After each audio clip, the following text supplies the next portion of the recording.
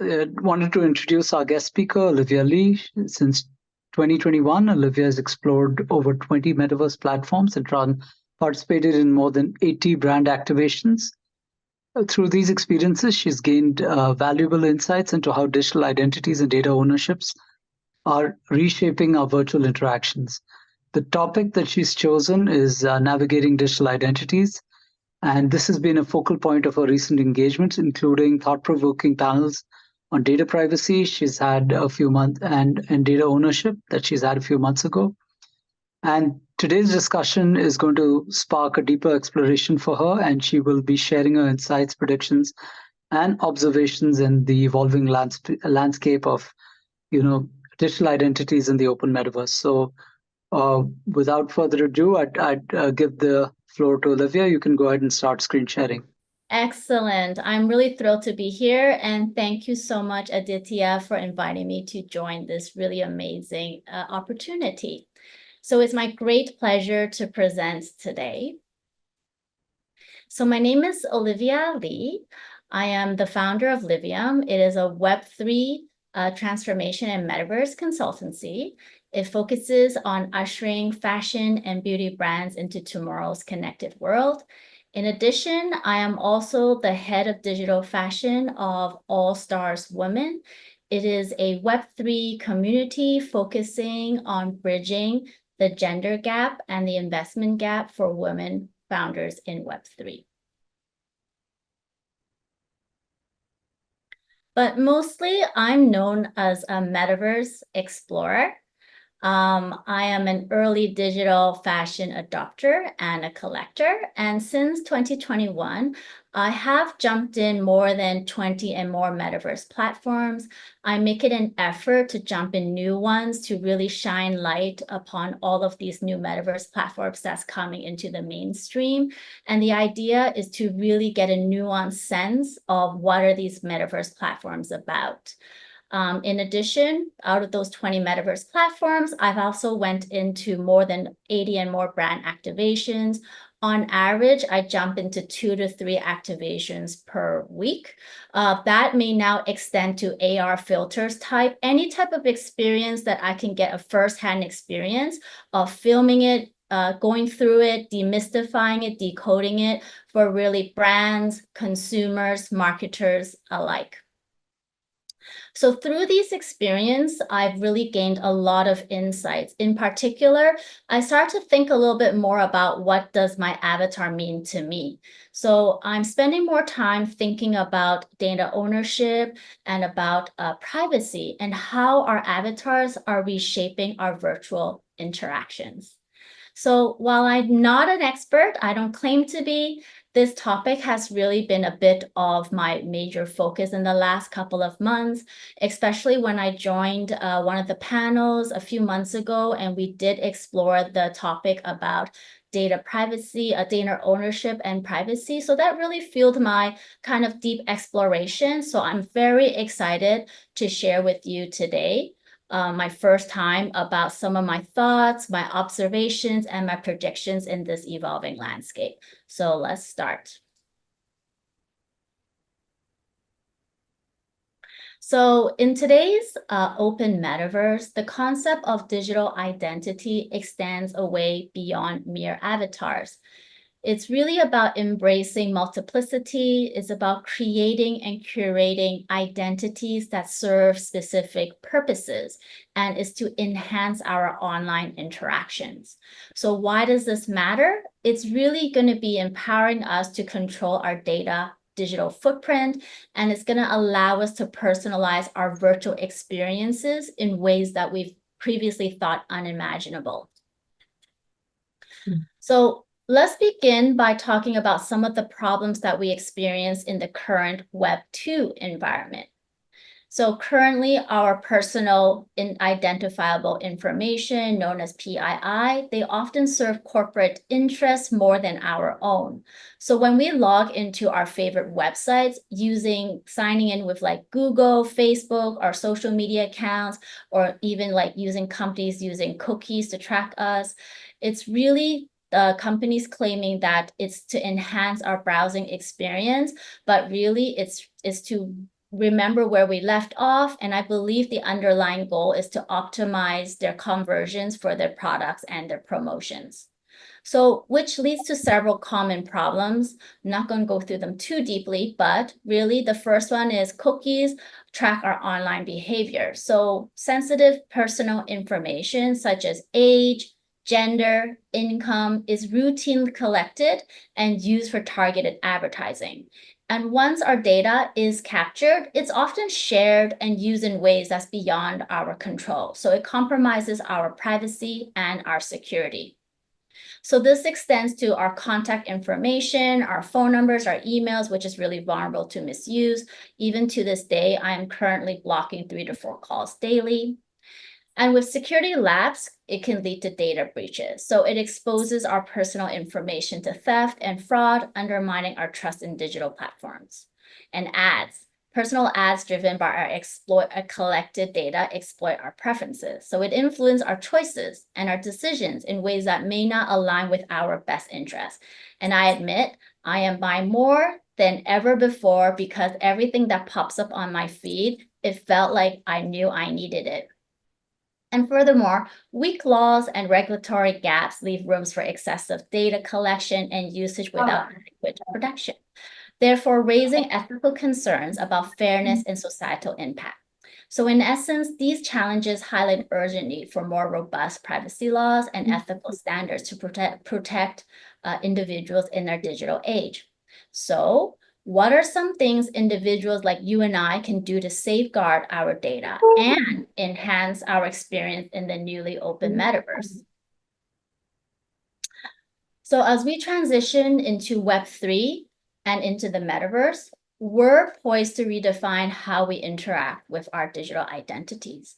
So this isn't about just avatars, it's about owning and curating multiple digital personas that authentically represents different facets of our lives. So today, when we start, we can consciously create new or extended digital identities of ourselves for what's to come in the open metaverse. So here are some ways where I think digital identities will become a part of our everyday lives. So firstly, imagine you have many different avatars for different roles. So for myself, you may have something like a family life mom profile where I may focus on just sort of things that my children like, maybe some of their favorite things, maybe related to school and education. I may have something like a fitness and health enthusiast profile where I keep track of my workouts, some of my favorite recipes, the protein intakes, and kind of other fitness influencer I like, etc. Or maybe your travel profile and your work profile. So you kind of get the idea.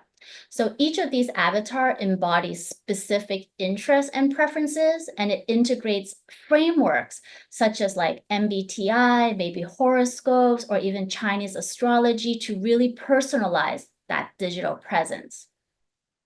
And imagine your friends, your family, and communities can contribute to shaping these identities, making them more aligned to your authentic self.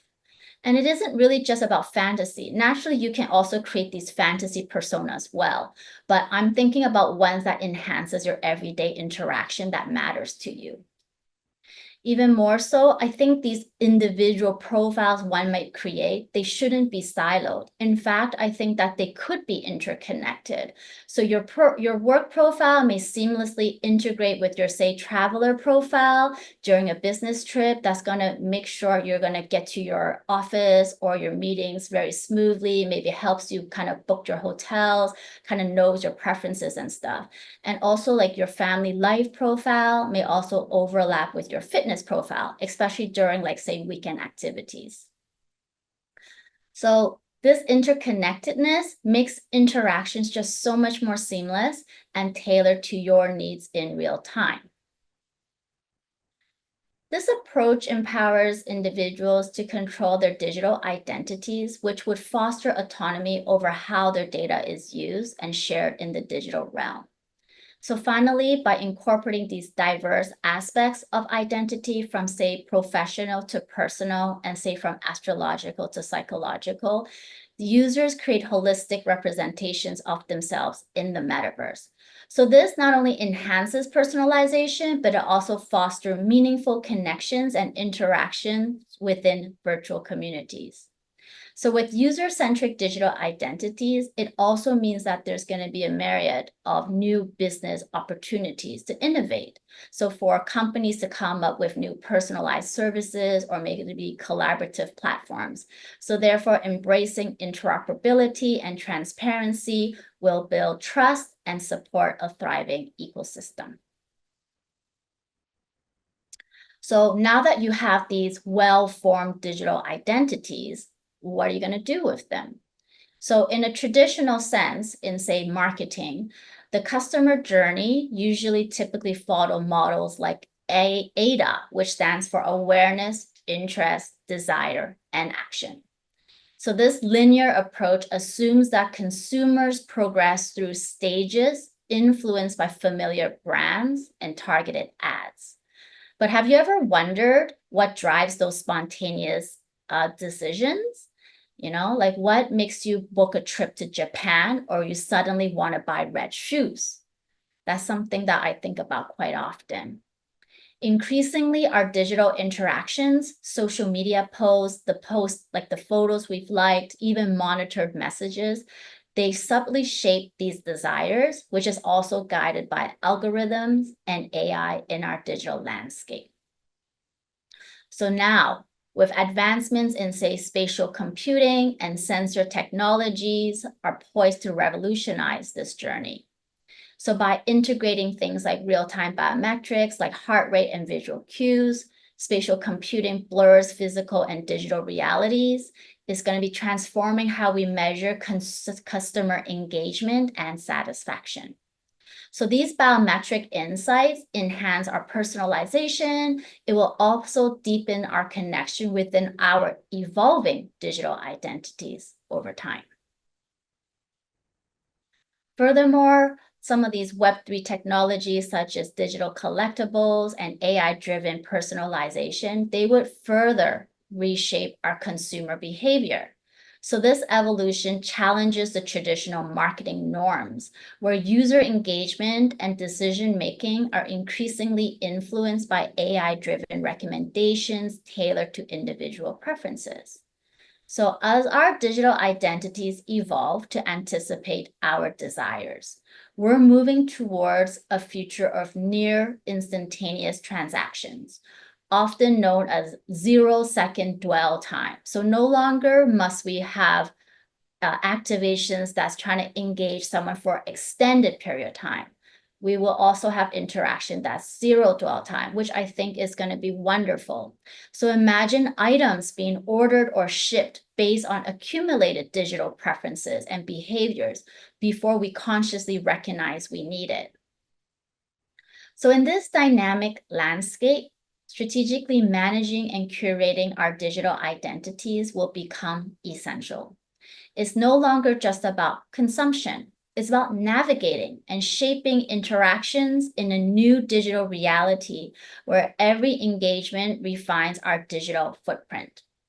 So this evolving digital landscape places responsibility not only on individual users crafting their digital identities, but also on companies, brands, and regulators to uphold ethical data practices and empower users. So in navigating these advancements, there's going to be effectively managing our digital identities must be crucial. By crafting these distinct personas tailored to specific contexts and preferences, we can fully leverage the benefits of the metaverse.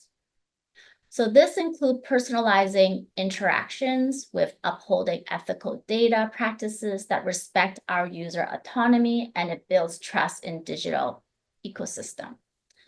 So in the evolving metaverse, consumers will wield unprecedented influence over their digital identities and interactions.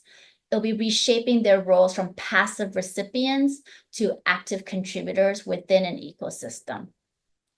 This empowerment necessitates the paradigm shift for companies, demanding transparent data practices, explicit consent for data use, robust security measures, equity, inclusion, and respect for user autonomy.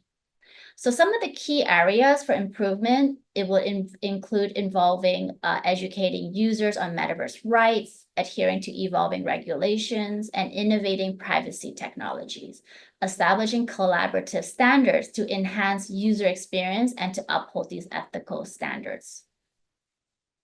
So by implementing these value-driven exchanges, we'll further incentivize users and participations and data and contribution, which will be fostering a grounded in trust, fairness, and innovation. So let's move on up to our next section, which is really about companies that are shaping how we empower our avatars. And whenever I have the opportunity, I really make it my mission to shine spotlight on some interesting companies, products, and services. So as the metaverse continues to evolve, pioneering companies are setting new standards through innovative digital avatars and some groundbreaking initiatives. So some of these examples illustrate how these companies are reshaping the future of virtual experiences. So starting with Ready Player Me, which really needs no introduction, it really stands out to me because it really was my first experience into the metaverse, and I really credit it for its ease of use. So as a leading avatar platform, it has over 3,000 partners, and as of last count, they're working with over 25,000 developers. And their developer studio and monetization options further enhance their role in standardizing avatar experience across the virtual environment. So therefore, it's ensuring widespread adoption. Then secondly, let's take a look at Genies. That's the video playing right now. They are an AI-driven platform that prioritizes on interoperability and customization. So it allows users to create these highly personalized avatars that seamlessly integrate across diverse digital platforms. So by focusing on these user expression and by empowering creators with tools to design digital fashion and props, Genie fosters a vibrant community-driven ecosystem enriched by AI for personalized interaction. And lastly, let's see if I can play this video. Union Avatar also pioneers lifelike digital identities through AI and 3D reconstructions. So it's by automating the creations of avatars from 2D photos for seamless integration across social media, VR, and even gaming. So they emphasize a lot on inclusivity and also user autonomy. So Union Avatar contributes insights and innovation that shape the digital representation landscape in the metaverse, and therefore driving forward the vision of a diverse and accessible virtual world. And just recently, they announced that they're adding new styles of avatars into their repertoire. And now let's talk about companies that are adding a layer on top of the avatars, providing utility. So in the ever-evolving landscape of digital avatars, there are several companies that are leading the charge by adding layers of utility and personalizations to enhance the user experience. So Roblox, once not considered a part of the metaverse, is undoubtedly a force of nature. So you can agree or disagree, but Roblox is leading the way as we navigate the idea of avatars, digital fashion, digital clothing, communities, UGCs, and the bridging of the physical and digital realms. So you can take their latest launch with Walmart and e.l.f., the makeup brand. Roblox sets a precedent for how avatars can drive deep user engagement and interaction. And then BNV, through their Me ID profile, is pioneering a versatile Web3 identity solution that acts as a digital passport across platforms and projects. Me ID integrates with wallets and social logins, therefore granting users access to approved projects and NFTs, while also offering a voice-synthesized AI persona for enhanced interaction and engagement. This innovation not only facilitates seamless integration with their Fash token ecosystem and beyond, but also marks a significant step towards personalized brand interaction and digital representation. So speaking of such, you see in the middle here, there is LIVVIUM that pops up. And it's very excited for me to share with you today. This would be an AI character that's launched by BNV. It will be one of the first. She, LIVVIUM, will also be one of the first digital metaverse consultant. So essentially, this is going to be an extension of my professional self in the digital realm. So that's the sneak peek there. So we continue and talk about the next company that I want to shine some light on, which is Mutis. Mutis is revolutionizing digital identity by incorporating personality frameworks like MBTI into avatars and digital collectibles. So by emphasizing authenticity and genuine self-expression, Mutis allow users to showcase their diverse interests and traits, fostering meaningful connections in virtual spaces. So their approach addresses the challenge of curating personas on social media and promoting a more genuine online environment where users can freely express their true selves. So these companies show the breadth and potential of digital avatars in the metaverse and driving innovation, inclusivity, and user empowerment. So as the metaverse evolves, these pioneers will be pivotal in setting standards and pushing the boundaries of digital experiences. So I want to share with some kind of deeper thought about the different layers of avatars. So in the physical world, avatars extend beyond just the mere representation of ourselves, much like the digital counterpart. They play crucial roles across different layers. So in the outermost layers, which is represented using the words representation and interaction, you can think of these avatars as our digital doppelgangers in real-world social interactions. So from things like virtual meetings to themed events, they provide a consistent identity that can be adapted to casual gatherings and, say, professional settings, therefore fostering immersive and expressive engagement. So this avatar at its simplest form is experimenting with digital fashion. It's getting those interesting emotes. It's really expressing their styles. Maybe they are also acquiring their assets across different gaming systems so they can level up. And this avatar is mostly used in games to kind of build their status and their community. So you can liken it to things like Ready Player Me, perhaps. And then the second layer, which I put in as utility and personalization. So moving beyond just the appearance, this level of avatars will function with versatile tools for utility and personalization. So imagine them as digital wallets. They're managing transactions and identity information. They're facilitating contactless payments and secure access to places like, say, smart homes and offices and such. So this avatar, I would imagine, would be earning rewards and incentives for their participation and engagement in their chosen community and experiences. So I liken this to, say, BNV's MEID ecosystem. And then in the deepest layer, which is the layer that would be the most interesting, would be the spatial computing and advanced data. So at this deeper level, the avatars integrate spatial computing and advanced analytics to enhance their physical interactions. So they'll be using things like biometric data, such as your heart rate and stress levels, to tailor things like healthcare treatments or even adjust to environmental condition.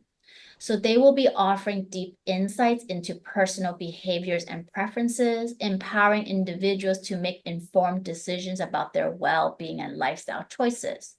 So in this deepest layer, they may be equipped with biometrics and data analytics and may serve as a decentralized personal infrastructure.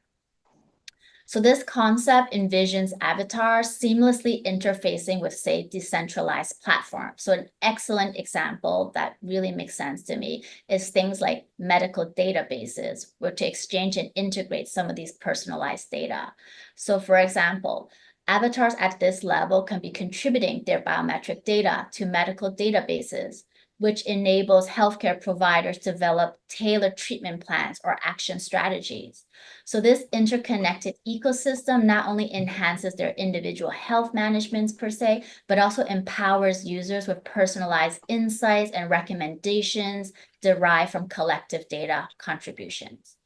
So in essence, physical world avatars enrich daily life by seamlessly blending digital augmentation with, say, real world application. They bridge the gap between virtual and physical realms, enhancing personalization, convenience, and efficiency across various aspects of our daily lives.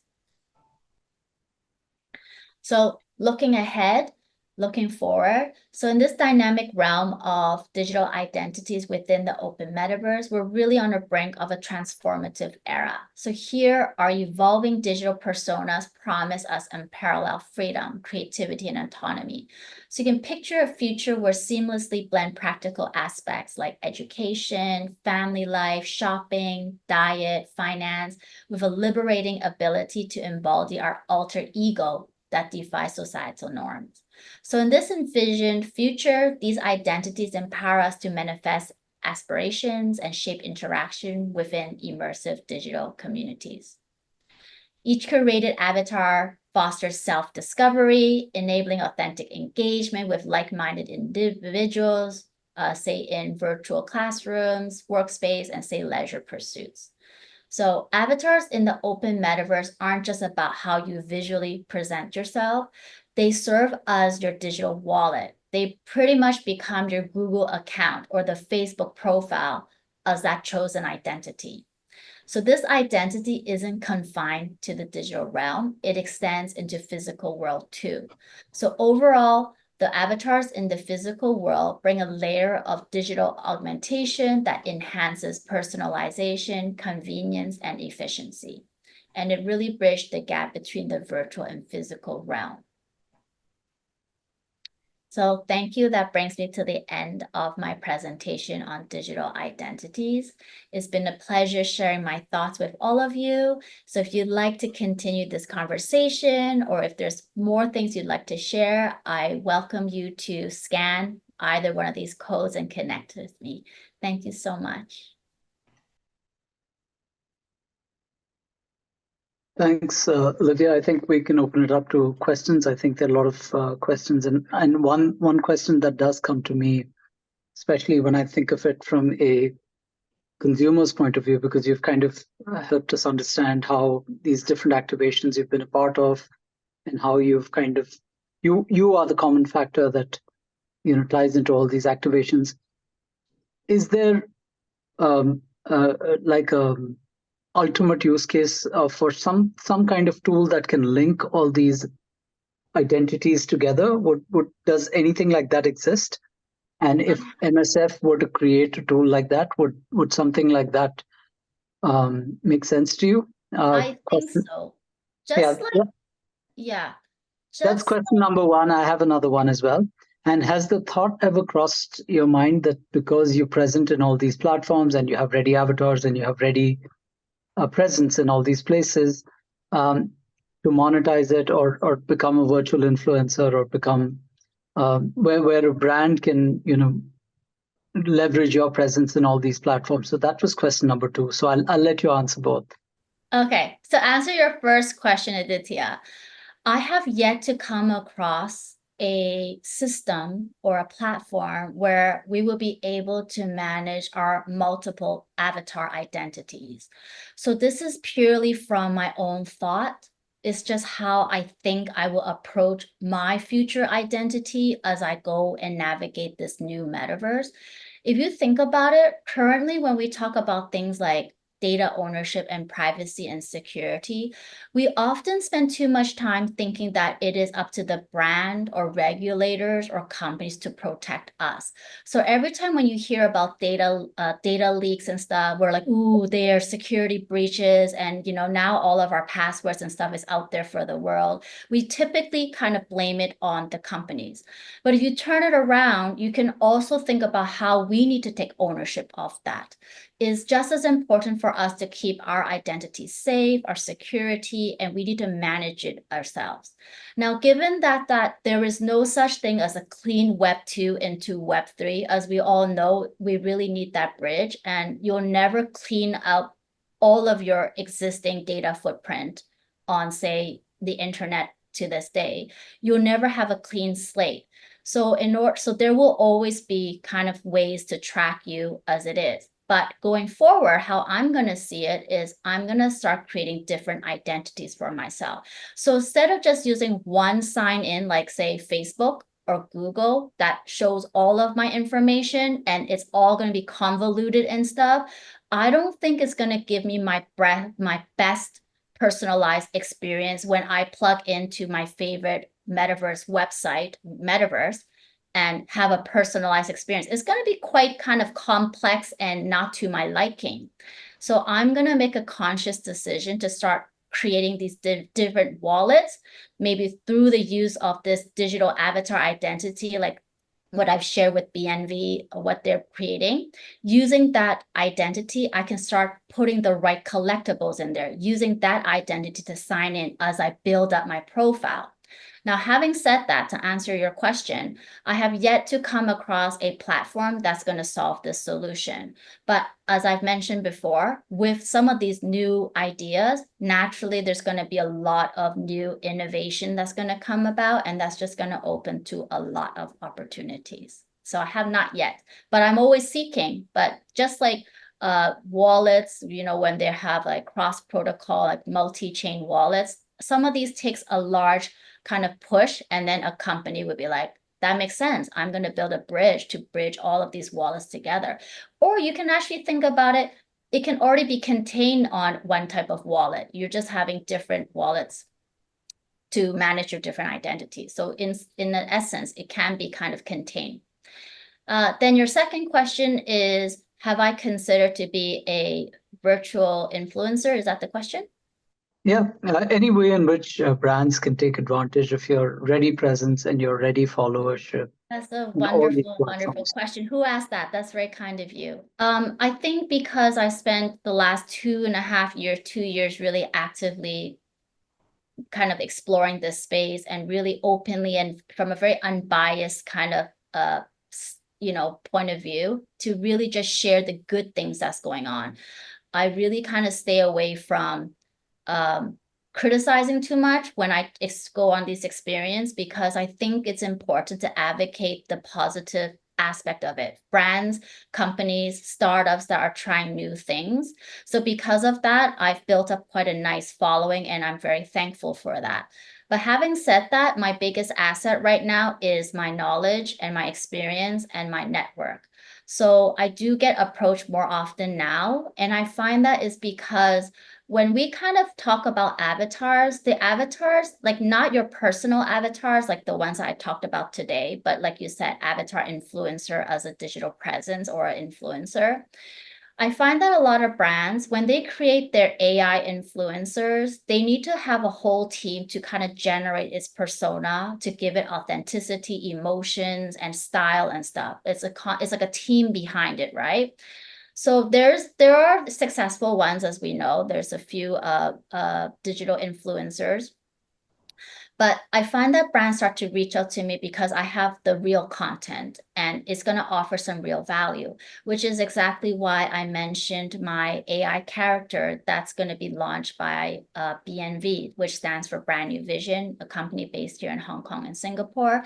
And because they saw the value in that, and they've given me the platform to create my avatar as my digital metaverse consultant self, because typically I get asked a lot of the same questions, So my digital metaverse consultant can also represent me and kind of ask those, like reply those kind of questions I might get. So I find that brands are starting to reach out. But having said that, I am completely open to more collaboration as I am exploring building up my many digital identities in this space. Yep. Jin, you had a question about physical and digital. You want to take that? Yeah, nah, more of a comment. Just thought I'd like to see more examples, either visual or whatnot, like because there's been activations, for example, like merch in which there's a wearable avatar component as well. Um, or yeah, it would have been nice to kind of see that connection. Um, but overall, I thought the presentation was good. I do think in terms of talking about ownership, though, it would be nice to see like a distinction between sort of avatar builder platforms and file formats like VRM, because with the file, you have a lot of ownership and flexibility as to where and how you use it and how you can customize it and make it your own. And there's been a lot of adoption, even Genies, for example. I just saw they've been adding VRM support last month. Um, Vroid Studio, millions of avatars have been made with that. And yeah, like also with Ready Player Me, I kind of mentioned in the chat, yeah, it is a lot of people's kind of first introduction to avatars, but to sign up as a developer, which I my friend did, and it's kind of like this type form. Um, it's still kind of restrictive in that the licensing on avatars as just a user is CC non-commercial share alike. So um, can't really use it for a number of different cases. But yeah, there's just kind of like these different trade-offs between the different platforms, and um, it's kind of hard to say if the platform is defining a standard versus kind of just overall adoption of, in terms of the platform, I'm talking about avatar builder programs, which there's a lot coming out of. But when it comes to Genies, for example, before they embraced VRM, I think they were trying to build more of a ecosystem of apps that you can use Genies in, but it was all kind of like more internal type of stuff that use their standard. So um, not really usable in some of these other worlds. If you've kind of done activations in a bunch of different platforms, like, do you have any kind of comments on friction? I kind of get a sense you're talking about compartmentalization as well, because it's like a lot of these Web3 identities and wallets, they're public, right? And sometimes, when it comes to certain personas or use cases, you want to compartmentalize them for sake of privacy. You don't want everything be public and aggregated. So, yeah, just wondering any thoughts on that, or with technologies for um, compartmentalizing or just friction in general. Jin, thank you so much for your comment. I will take that into account when I prepare future ones. But just to clarify, I am purely just from a user's point of view and also from a Metaverse Explorer point of view. So I don't have any technical background or kind of like build background, developer background to answer you with the kind of answer that you'd like to hear. Yeah, that's fair. So like from a user perspective, what avatar have you had kind of like the most seamless experience bringing into different worlds? Like which kind of avatar builder program? Well, And mostly, yeah. So mostly when I say I've been on over 20 and more Metaverse platform, I must admit, majority of them are probably Ready Player Me. That I use, that's integrated. So I've been on like 8XR, say, is it spatial? That would be another one. Many of them are using the same avatar. So in fact, my identity came with my Ready Player Me that really shaped what I wanted to do. But over time, the friction I had was because as a user and not a developer, I couldn't personalize my avatar and it became my face because at that time, I didn't really use myself to talk about these different metaverse experience. It was because of the avatar that kind of catapulted me into this sort of industry because I felt safe using her to explore, which is why I really love the idea of having a digital identity and I don't have to show myself, right? So through her, that's when I explore all of these metaverse platforms. Having said that, anyone can copy my likeness. And because I'm so active sharing information all the time, I no longer felt like I can use her anymore. So I had to put on new layers to differentiate her from other avatars with like hot pink hair, which is easy to copy, you know. I have seen them use it quite often. Maybe I just happen to choose the exact same style. I didn't spend too much time thinking about it. So I started using NFTs, clothing and items to differentiate it. And I find that the problem with that is as a metaverse explorer or anything in real life is kind of reflected in digital life. I don't want to be just stuck wearing one same outfit. I want to be able to tailor new outfits to wear to a new metaverse experience, just like in real life. I don't want to be wearing the same thing at every event, right? So then I find that that is my problem with Ready Player Me. So in terms of other avatars I've used is likely very simple. It's like first experience gaming into things like Roblox and such. Thanks, Olivia. I think that was it gave us a good insight into how you can think about it from a user's perspective. Just a quick question or a comment.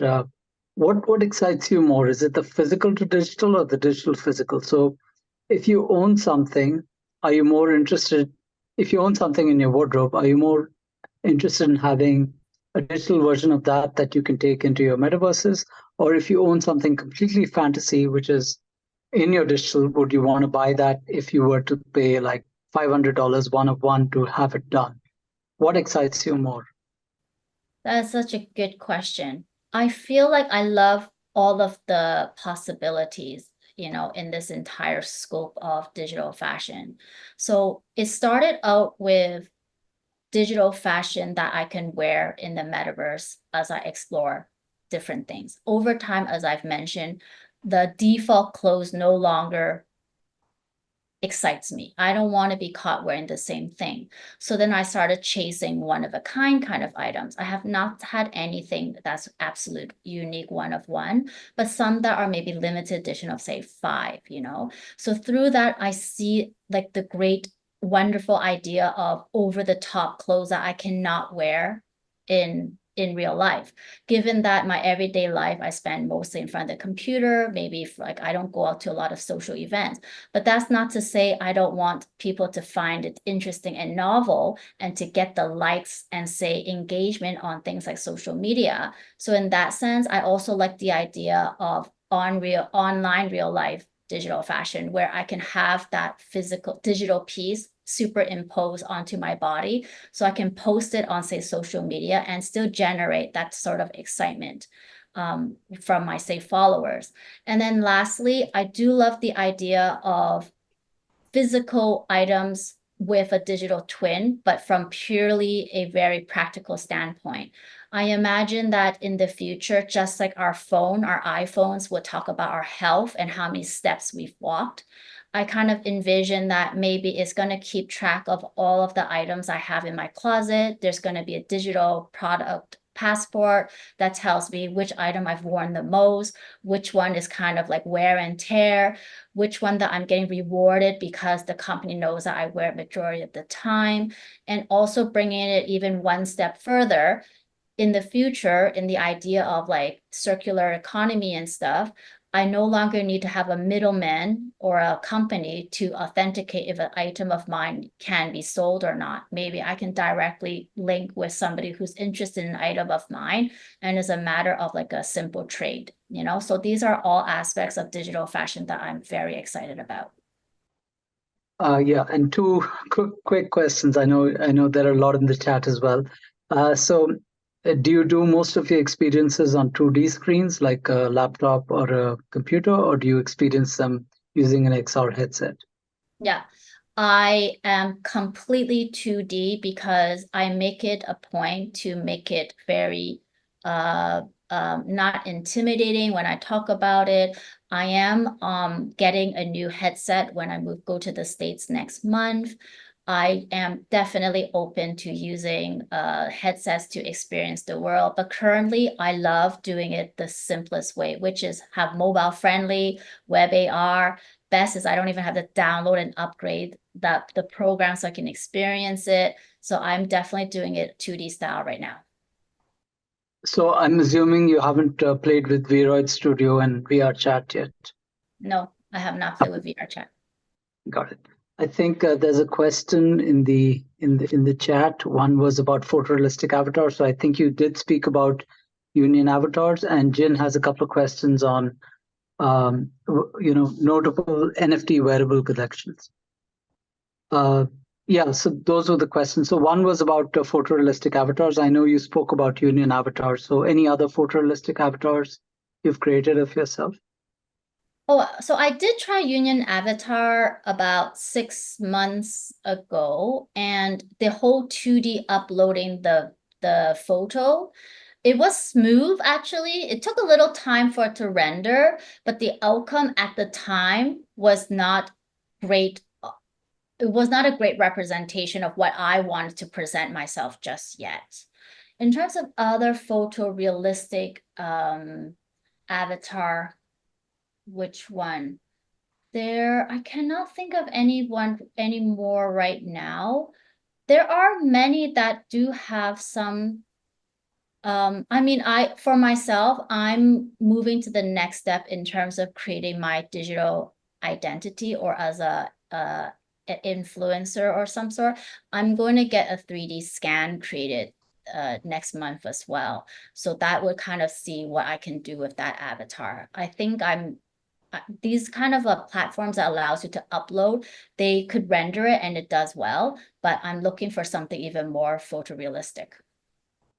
Got it. And what is it that troubles you about the photo, the pipeline that takes a photograph? Is it the uncanny valley, or is it just the fact that it's not a true representation? It's not an absolute true representation yet. It could be because my photo's not super clear or bright. It may be like it's missing some depth, like the shadows and like the facial structures, and it doesn't catch the essence of how I want to present myself. So in other words, in my mind, is not the best representation of me. But that was just completely by uploading a 2D photo. So perhaps later it will allow you to use other ways so you can hyper personalize it even better. Got it. And Jen had a question about NFT collections. Any notable NFT collections you've purchased for your avatars? Okay. I've actually slowed down a bit. There was a time I collected most of them that I can put my hands on. Mostly it was for my RPM at the time. So I would purchase it from DressX. I cannot recall the name right now, but generally I think from every digital fashion avatar house like Ouroboros, The Fabricant, BNV, Psyche, I have something from every single one, and they're all from different usages as well. Sometimes they're kind of deployed in different wallets, so I kind of forget about it. So those are the ones. Then I have some of the traditional ones. So most of the quote unquote more OG or blue chip ones. So the Nike artifact, the Nike crypto Nikes, the DNG ones. Which else? So I generally have the main ones that came out as well, because I wanted to collect them as part of an archive. So one day when we go back to it, I would have had majority of the original ones, like the first of its kind at the time. But they're all kind of kept archived because I haven't really changed any outfits, and not all of them are actually wearables for your avatars just yet. Got it. Thank you very much. With that, we'd like to throw it open to some questions, and we'd like to thank, I think Maki has a question. If you can unmute, you can ask your question. Yes, actually, I had a quick one. First of all, thanks a lot, Olivia, for the presentation. My question was regarding the avatars. So did you try exporting from Ready Player Me and using it on WhatsApp or, like usual mobile communication platforms? And how photorealistic was the avatar? I haven't done that. Actually, I didn't know you can export the RPM into WhatsApp. Is it a new thing? No, I'm just asking you, like, did you try doing it? Because I assume there is a possibility to do so. I But haven't. Yeah. do you Oh, try doing yeah. it? And Also, it's because I said my RPM character is sort of like put aside at the moment, and partly is because I haven't figured out how to use her and keep it related to me as a one of a kind avatar, because I used to use her a lot, and I use her through a app called Avatar Cam, which was really kind of rigging my movements and stuff. So when I talk and stuff like that, it replaces my face, which is why I loved it. And that's also how I start presenting myself on LinkedIn. But since then, I haven't really used it to bring to different worlds. I think lately I've been collecting different types of avatars across different worlds, and not so much using one to jump across different worlds, because it's kind of limited, and I've tried as much as I could with, say, RPM already. Yeah, thanks. thank you. Avatar Cam is an amazing app, and I know Marcin, the owner, is a great guy. So thanks for giving him a shout out here. With that, we're about 1 minute away from time. So if anyone has any further questions, we'd like to throw it open. Otherwise, we'd really like to thank Olivia for the time and for your presentation and your point of view from a digital creator point of view. And we did learn a lot from your presentation. Thank you so much.